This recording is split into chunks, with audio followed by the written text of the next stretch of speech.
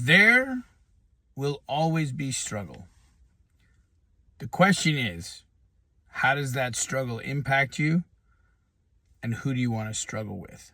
Maybe instead of looking at struggle as adversity and an answer that you're not supposed to be pursuing something, maybe look at it as God's way of saying to you, show me that you really want it. And when it comes to who you want to struggle with, well, ask yourself this question. Are the people around me supportive? Are the people around me recognizing that I'm trying? Are people around me saying, you know what, you fall down, you get back up, you keep going because you can do it? See, struggle is inevitable, but suffering and the wrong attitude, well, that's your choice. So I hope you got the right perspective, and I hope you're in the right environment with the right people that will lift you up because you deserve it. I hope that helped you today. Let's go get it.